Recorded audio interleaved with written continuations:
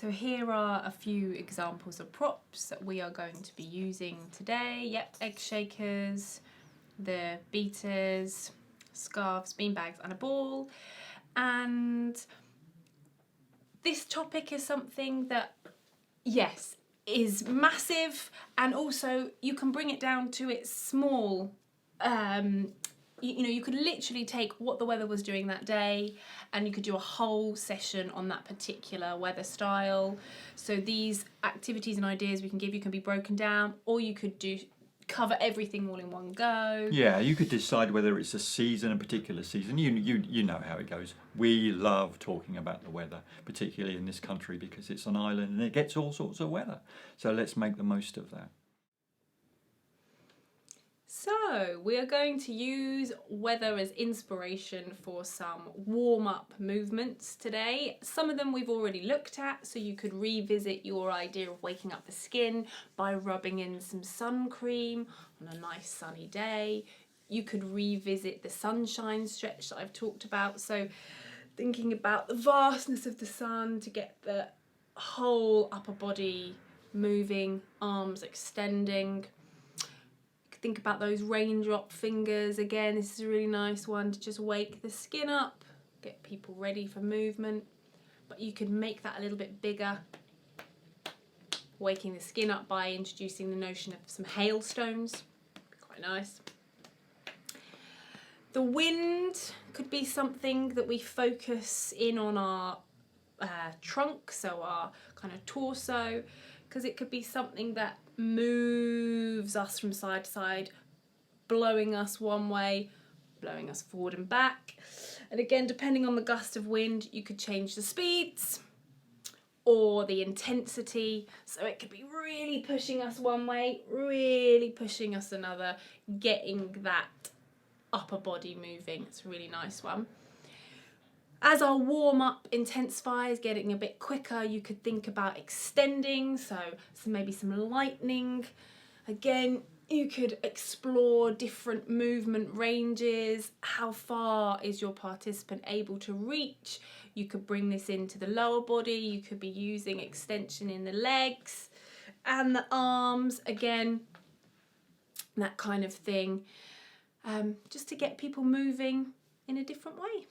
So we're going to warm up our voice using weather as a theme. Okay, so the wind you've already heard. Small mouth, but feeling the air going through. Of course, this is COVID time, being wary about how we use that stuff. Opening the mouth slightly so there's more air coming through, feeling a stretch down here. Maybe an in-breath. In and out, getting the breath flowing is very nice. Whistling is a lovely thing to do. Sirens in the background. Humming, of course.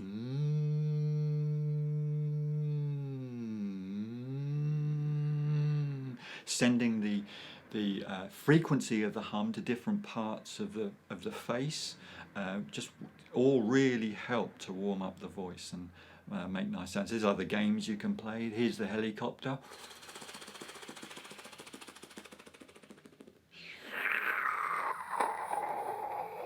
Starting to touch maybe on even things like storytelling and certainly grabbing people's attention. So I'm doing things that are quite, they're little skills that I have that anyone can do, and I think it's really important that when we're delivering stuff at times to really own the things that we're good at, or even to put ourselves in a place where we're really pushing our skill set. There should be something in every session that you do that's just on the very edge of your practice. So don't be shy to try new things out, as long as you plan carefully. So that's warming up our voice. There's a little song that you might use. It's something like this. It's very hot today. It's very hot. It's very hot today. It's very hot. I like lying in the sun.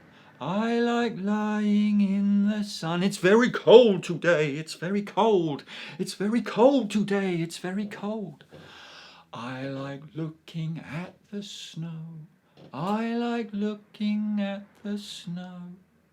And of course, there are other sounds, other weather that you can use that. So just building up a simple rhyme, people will be drawn into that kind of song.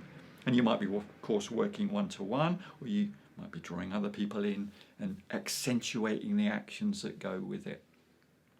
Once again, really, when you're using your voice in that kind of way, and if you're not confident about singing, the best thing you can possibly do is to really, you really sort of go out there with it. I mean, be as confident as you can. Fake it till you make it, as it were. So literally thousands of songs about the weather. We're going to look at one a little bit more closely now, which everybody knows and will likely come up in the session about weather. So first of all, we're just going to explore these beanbags. As always, just allow time to listen, to rap. Listen to this. Quite sort of snow-like. They're very pleasing, these, actually, for beanbags, given that they're COVID friendly. So we're going to rest that in the flat of our hand, and we're going to sing the well-known rhyme, I Hear Thunder. And we're going to try and tap gently in time. I hear thunder, I hear thunder, I hear thunder, I hear thunder. Hark, don't you, hark, don't you, pitter-patter raindrops, pitter-patter raindrops. I'm wet through, I'm wet through, so are you, so are you. Pitter-patter raindrops, pitter-patter raindrops. I'm wet through, so are you. Unfortunately, we ended out of tune, but that's fantastic. So we're going to look at another song now. Again, singing really marries the music and the movement element together. And I have my participant with me today, and we are going to work out some movement together. We're going to see what happens. And this means that you are literally working with the person that you have and taking ideas from them, encouraging movement that comes naturally with a song that they may know. So you are my sunshine, my only sunshine, and we are using balls to help us create some movement. So you are my sunshine, what might we do? You are my sunshine, my only sunshine. You make me happy. Smile. Make me happy when skies are Grey? grey. Ooh, what might we do for grey? Grey. You'll never know, dear, how much I love you. Please don't take my sunshine away.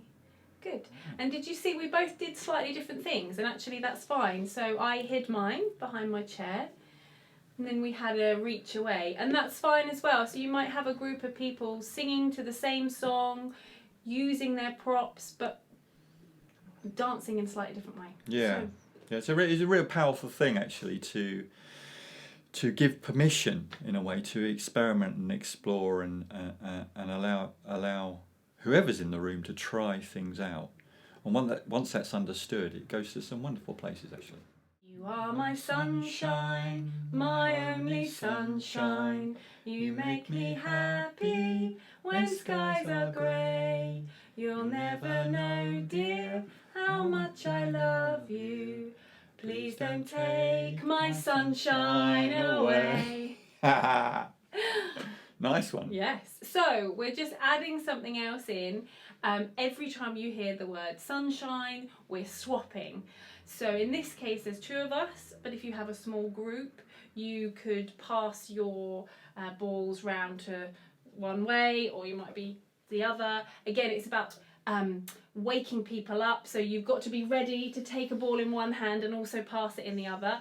Again, this might be something that we do when the COVID restrictions are slightly less rigid, because you are sharing balls with a large group of people, but between the two it's a fun game, wakes people up a little bit, and adds another element to your song. Another layer of complexity, which is always fun.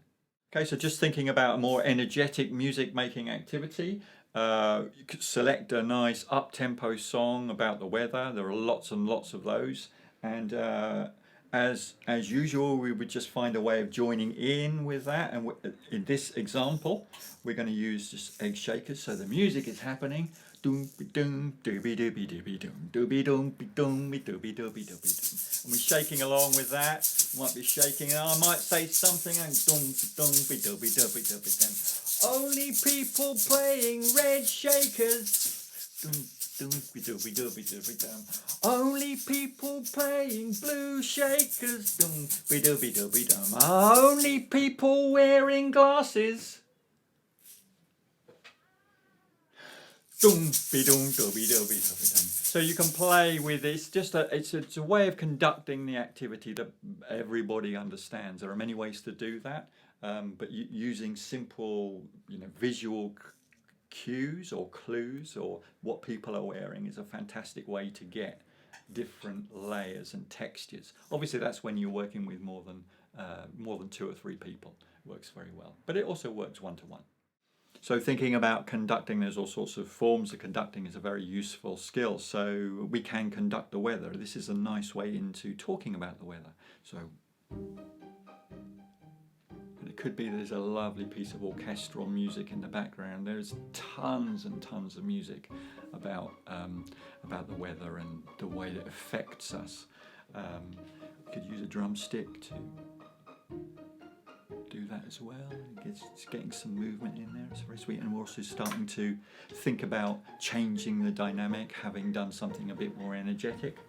There is a lovely piece of music called The Lark Ascending, which is most people will know. You'll hear it. You'll have heard it, and you'll recognise it when you hear it. That's a lovely piece to have in the background here. Maybe more discussion. What does it remind you of? Can you visualise the bird and that sort of thing? And that would also work really nicely for then another physical warm-up, which Rosa's going to show us now. So as Mark said, we're going to have a little look now at another example of a warm-up, or this might be something that you use to end a session, so a bit of a cool down. I use some of these techniques when I'm working with particular participants who may perhaps need to be focusing in on their bodies, to be focusing on a task, perhaps people that are presenting with behaviours that are a little bit more aggressive and wanting to be out there and having this kind of energy. So it's about bringing people into themselves, thinking about how to calm that energy down and focus in on what we're doing. So we're going to use the ball to help us, and we're going to use it a little bit like a stress ball. So we can squeeze it if people want to hit it. So it's about exploring ideas that somebody that maybe might have an aggressive outburst, make it creative, okay? How hard can you throw that ball? How loud can you make that sound? And then by making it into a creative task, it's allowing them to have that outburst that they need, but it's a positive thing. And then we can start asking them to use the ball in a different way. So when they're squeezing it, can you ask them to focus in on their breath? So breathing in, breathing out, breathing in, breathing out, breathing in, breathing out, breathing in, breathing out. So we're asking them to make a change there as well. Again, we're going to bring it into thinking about the idea of the weather. I'm just going to start being a little bit more introverted, coming down. And I've just put the fabric on the floor here. And we're going to ask people to have a go at skating, ice skating, or skiing, floating the feet, and exploring this low level. Again, this is another really good technique to use when you're noticing that people have natural focus to the floor, about bringing something eye-catching to that level, and then instead of ending in this way, you could then bring them up slowly in reverse. So perhaps we start with the skiing on the floor and then we're coming to the ball idea as well. So they're just some ideas to use. Weather is everywhere. It's one of those themes that runs through everything if you want it to. And like a lot of the stuff and the material that we've been using, it's really just their starting points. If it happens that you start an activity and it goes somewhere else, then go with it. A lot of this is about being responsive and improvisational, and having fun with each moment. There is something special about Yes. putting stuff away. Absolutely. And it could be that by finishing your session, clearing up and having a discussion together, you're giving your participant time to be reflective, to be emotional, to tell a story to you about something that has come up for them during your session time. So maybe make this part of your ending ritual, drawing your session to a close together. I mean, it's particularly easy to do it on one-to-one. It's a slightly different affair when you're moving around a group, but it is a powerful thing. It helps people understand that it's come to an end.